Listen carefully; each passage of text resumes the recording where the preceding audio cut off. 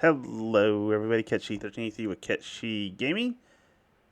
And Xbox had their game showcase.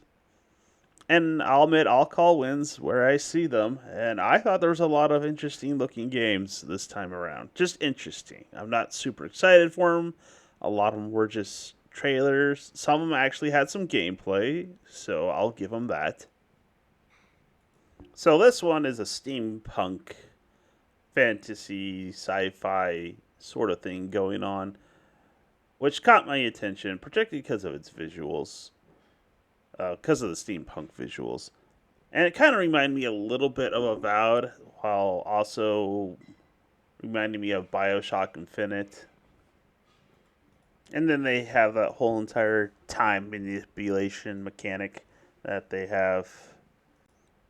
And they do hint at going back in time to change events, and I'm sort of wondering if it's just going to be story driven, where you might have two, maybe three different choices, or maybe just one, and I'll just change it for the sake of the story based on that completely. Because I'm very much doubting they'd be able to set up a scenario where you can do multiple changes and make really big changes to the game in the past and affect the future all that much. But it looks interesting. It has a pleasant visual style. Gameplay looks pretty good actually, and the time mechanics is what actually sort of sold me on keeping an eye out for this game. So I'll look forward to playing that. Next up is the Gears 5 Reloaded. I just said Gears of War Reloaded. It's the same version of the game they released years ago where they updated the visuals, except they updated the visuals again. So I probably won't be playing this again because I've already played through the game multiple times. But if you've never played Gears of War or you never played the updated visual version, I would recommend this one. They added a segment to the game that was in the PC version that was not in the 360 version where you fight a Brumok. I should also clarify that they're adding other things like crossplay and stuff like that as well. So if you never played Gears or you've only played the original 360 version, I would give this one a try, especially if you have Game Pass. The next game that sort of piqued my interest, and I'll probably be playing it because it comes out next month, is Grounded 2, the sequel to Grounded 1, where the original four characters get shrunk again, this time as teenagers. So this was actually surprisingly a lot of fun, a little bit on the creepy side, living through Honey, I Shrunk the Kids, where you're being attacked by spiders, and they seem to definitely unlocked. Let's just say that feeling you get when you're dealing with a giant insect, or even just like when you're dealing with a small version of it, and now you're dealing with a giant. Yeah, that feeling. But I definitely look forward to playing this with my youngest brother because we had a good time doing it last time. Next title that caught my interest was from Double Fine with Tim Schafer. I don't know, the guy who's behind Psychonauts. Very stylized looking game. And that's what caught my attention. It's the bizarre, kind of weird art style that it has going on. And I guess it might have some puzzle elements or something like that along those lines. I'm not entirely sure. I'll probably just play this game on sort of a blind without ever going in and looking at any of the footage or any developer commentary, stuff like that. That's usually how I like to try and play my games. That way I don't have like a pre-formed opinion before I even start the game.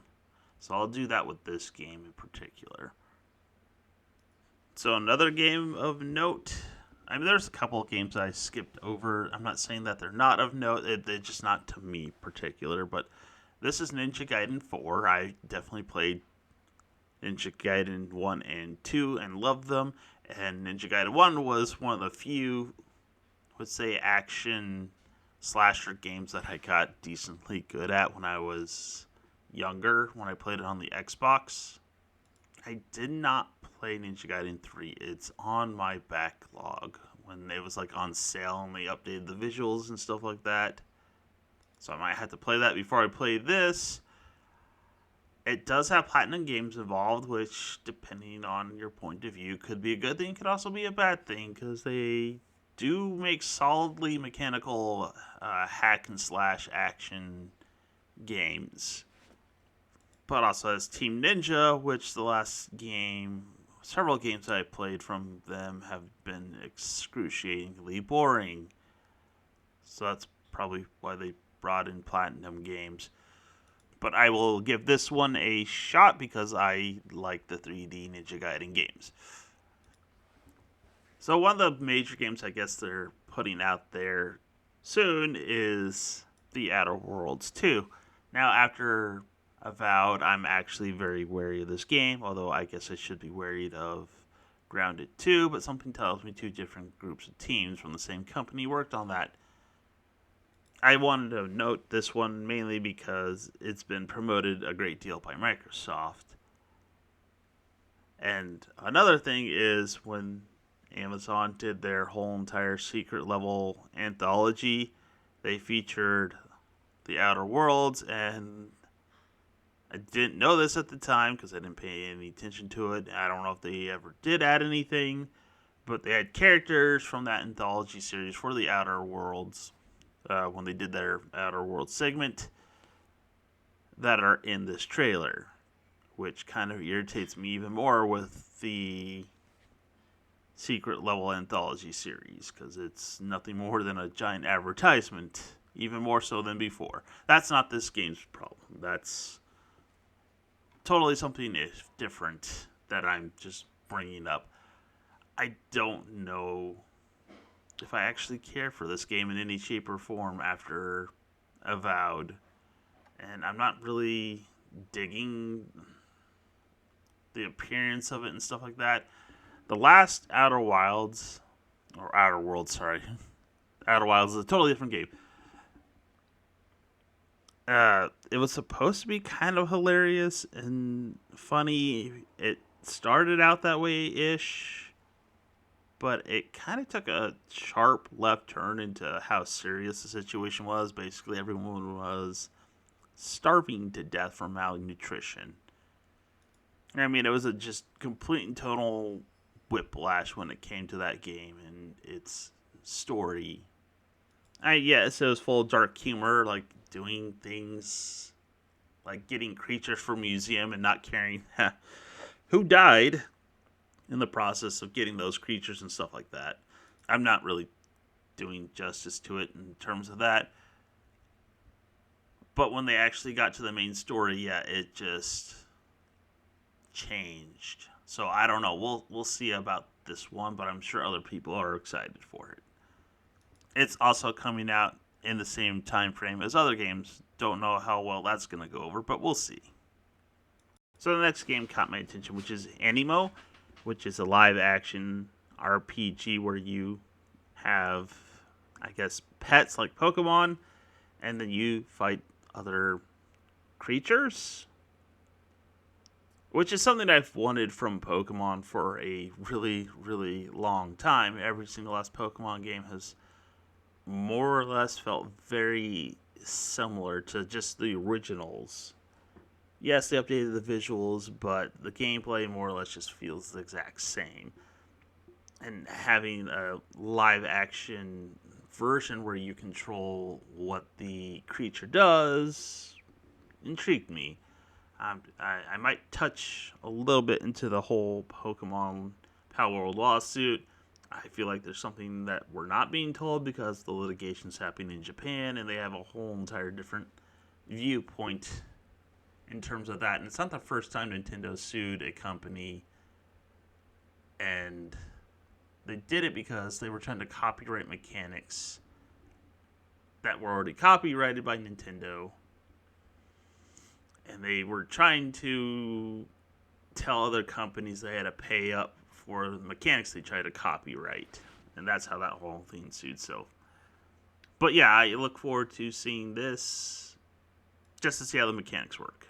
And then this next game, Beast of Reincarnation, kind of ties in with the last one. This one turned some heads for I'm certain, because it's being made by Game Freak, the same people behind Pokemon, which, based on the visual and the gameplay that they showed, at least I'm assuming it's gameplay, I'm kind of wondering why we still get Pokemon the way we get Pokemon, because this game looks amazing. Kind of has like a Princess Mononoke vibe to it, at least in terms of its what they said in terms of its story. So like I said, I'm intrigued by it. I'm not excited for it, but I like what I see so far. I think it has an interesting premise. It kind of actually reminds me a little bit of Stellar Blade 2, I might add to that. So I look forward to playing this game eventually. It does not come out till 2026, and hopefully, I think again, this will be one of those games where I don't pay attention intentionally too much to it until I actually play it for myself and then form an opinion based off of that.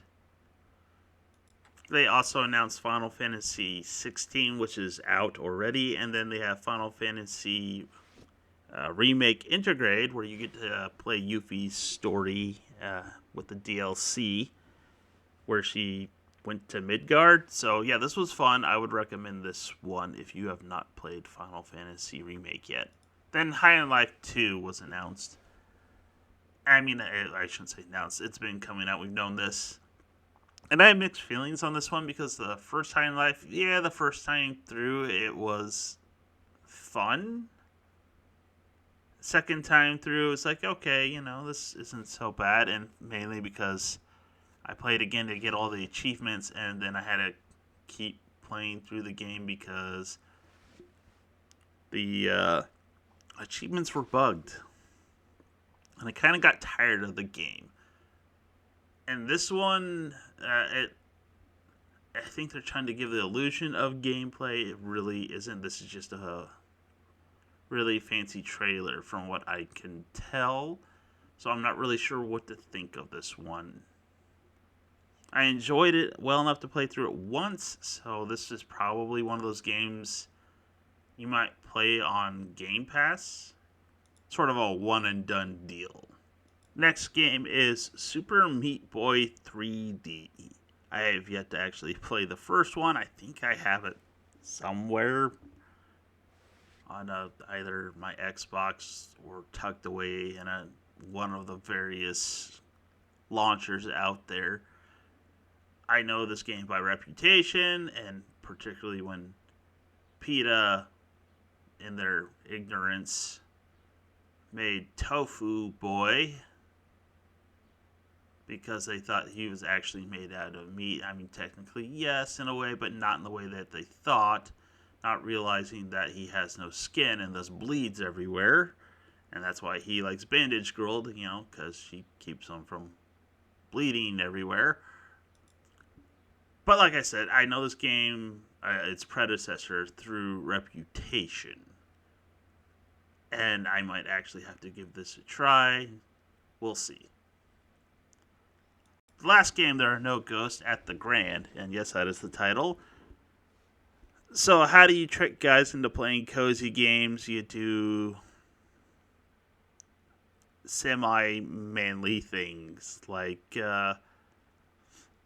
tearing apart a whole entire hotel and then renovating it. Okay, I don't know if that really works. I'll admit, I kind of like cozy games. And this one, yes, it has a cozy game element, but they have other story elements, like a bit of a mystery on what is happening with the town. Some things they have yet to disclose.